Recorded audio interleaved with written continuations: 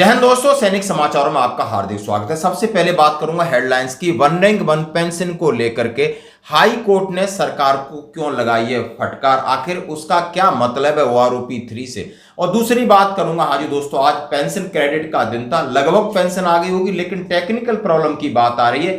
जैसे कि बात हुई, उन्होंने कहा है कि कुछ इशू चल रहा है, तो यदि किसी की नहीं आई तो जरूर आपके खाते में आएगी।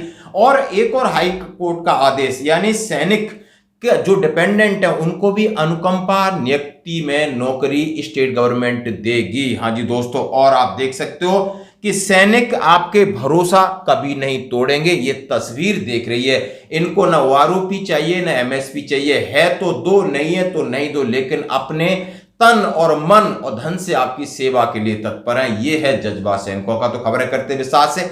सबसे पहले मैंने आपसे बात कहा कि आज और कल बहुत सारी खबरें चल रही है, अखबार में भी आप देख सकते हो कि सुप्रीम कोर्ट की केंद्र को फटकार, कितने साल टालेगा मामला, कैप्टन को 10% बड़ी पेंशन दें या जुर्माना भरें।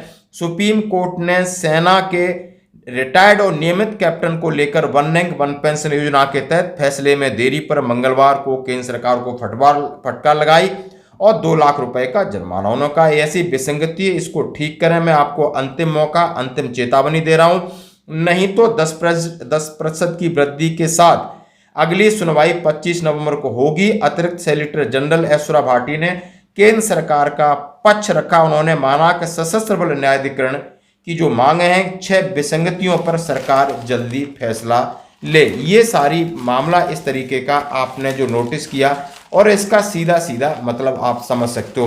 तो दोस्तों, ये कौन से कैप्टन और क्या है मामला, इसके बारे में मैं बात करता हूं। जैसे कि सेना के अंदर सर्विस कमीशन में पहले आरसी कमीशन, रेजिमेंटल कमीशन हुआ करते थे, एसएल कमीशन आज भी, तो वो लोग कैप्टन से रिटायर्ड होते थे और लगभग, और कुछ एक मेजर से रिटायर्ड होते और पीसीएसएल वाले होते, तो उनकी पेंशन नहीं बढ़ी है, क्योंकि पेंशन आप रिटायर्ड ऑनरी कैप्टन या उनकी बराबर है, उनको कंसिडर नहीं किया गया है। उनको ऑनरी का एक कॉलम है, उनका अलग नहीं, तो उन्होंने केस डाला था। उसके संदर्भ में ये सीधा सीधा माननीय कोर्ट का आदेश है कि उसको कंसिडर किया जाए और उसको उसमें सुधार किया जाए, जैसा कि आप देख सकते हो दोस्तों। तो बढ़ते हैं अगली खबर की तरफ। इससे ओआरओपी 3 का या हमारी विसंगतियों का कोई लेना देना नहीं। जो हमारी विसंगतियां, जो हमने ज्ञापन दिया, इससे सुप्रीम कोर्ट का इससे कोई संबंध नहीं है। दूसरी अहम खबर, हाँ जी, कोर्ट का फैसला कि दुर्घटना के शिकार सैनिक के आश्रित भी को अनुकंपा की नौकरी के हकदार, हरियाणा सरकार को आदेश। ये सीधा सीधा कहा गया कि हाई कोर्ट ने अपना फैसला सुनाते हुए कहा है कि ये कोई भी लाभकारी प्रावधान की व्याख्या अर्थपूर्ण और उदारता पूर्वक से की जानी चाहिए। उन्होंने कहा है कि सेना है, वो भारतीय सेना के अंदर कोई सैनिक है, उसके साथ बार कैजुअलिटी होती है वो अलग है। यदि किसी भी इंसिडेंट में, ट्रेनिंग में उसकी मौत होती है, तो उसको जिस स्टेट का है, यानी हरियाणा स्टेट का है, तो उसके आश्रित हैं, उसके डिपेंडेंट हैं, उनको अनुकंपा नियुक्ति दी जानी चाहिए। और ये इसलिए एक केस डाला गया था, उसके ऊपर ऐसा फैसला आया है। और दोस्तों, बढ़ते हैं अगली खबर की तरफ। जैसा कि हम आपके सामने कह रहे हैं, आज पेंशन क्रेडिट का दिन था। पेंशन आ गई है, लगभग काफ़ी लोगों की आई है, मेरी भी अभी आई है 6 बजे के आसपास। लेकिन मैं आपसे अनुरोध करता हूं कि जिसकी नहीं आई है और तसल्ली करें, कल नहीं तो पीस डे में एक बार जरूर कॉल करें दोस्तों।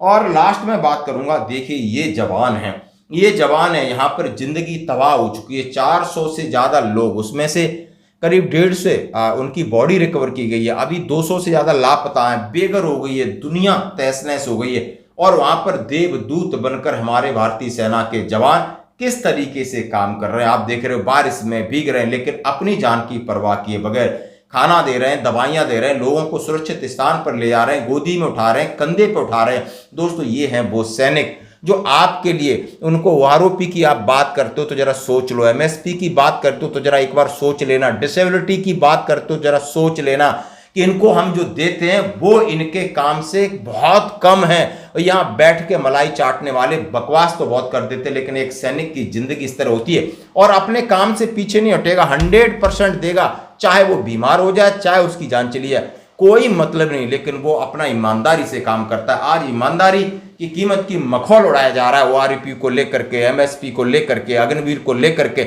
सारी राजनीति हो रही है। लेकिन राजनीतिक पार्टियों को ये नहीं दिख रहा है, सिर्फ ये सोच रहा है कि हम बस 25 से 30 हजार रुपए सरकारी खजाने से दे देते हैं और ये इस वजह से काम नहीं कर रहे। नई आर्मी एक ऐसा इंस्टीट्यूशन है, वहां का डीएनए ऐसा है, ट्रेनिंग ऐसी है, ईमानदारी ऐसी है, आज भी इसके ऊपर आप राजनीति करते हो तो इससे घटिया आपकी सोच हो ही नहीं सकती। और इनके लिए यदि आप कुछ लोग नहीं दे सकते तो इससे कोई बड़ी बात नहीं, लेकिन ये निस्वार्थ भी आपकी सेवा करते रहेंगे और ये है आर्मी का जज्बा। धन्यवाद दोस्तों, आज की खबरों में इतना ही, बने रहिए हमारे साथ।